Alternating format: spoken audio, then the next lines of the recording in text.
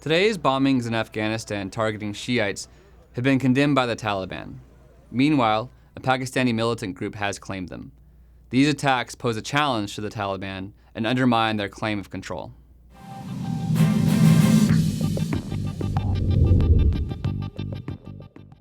Three bombings across Afghanistan have targeted Shiites celebrating Ashura.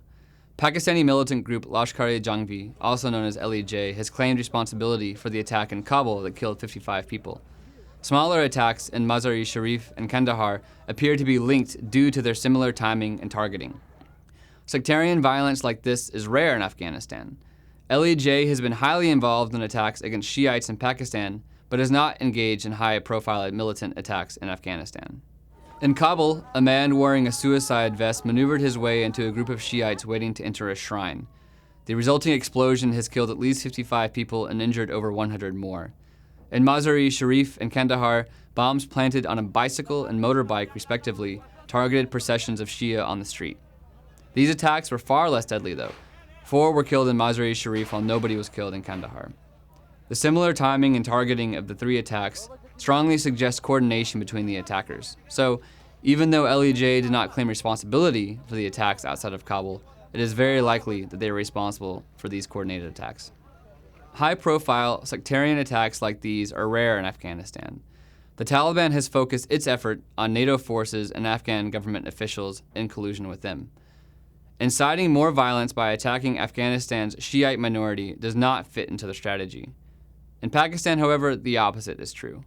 Extremist groups have long adopted sectarian violence as a tactic in trying to destabilize the government. It's not surprising, then, that the Taliban has condemned these attacks while a Pakistani militant group has claimed them. LEJ has engaged in numerous sectarian attacks across Pakistan.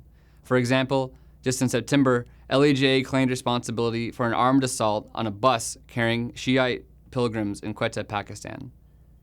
In a similar attack earlier in July, gunmen killed 11 Shiites traveling in a van in Quetta. The LEJ promptly claimed responsibility for it as well. However, it's significant that LEJ appears to be moving its attacks across the border into Afghanistan. Pakistani militant groups are known to support the Taliban by providing things such as fighters, supplies, training, and even conducting the occasional attack. But these attacks today do not support the Taliban's goal of forcing foreign military presence out of the country and assuming control. Today's attacks work against the Taliban strategy and highlight a breach in Taliban control over the various militant groups active in Afghanistan. In Pakistan, militant groups are trying to weaken the government by causing insecurity.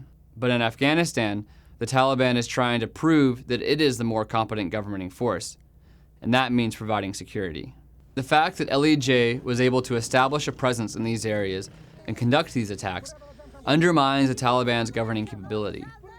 The Taliban has verbally condemned the attacks, but we are watching for more direct retaliation from the Taliban in an effort for them to prove that they can control these areas and punish those who trespass.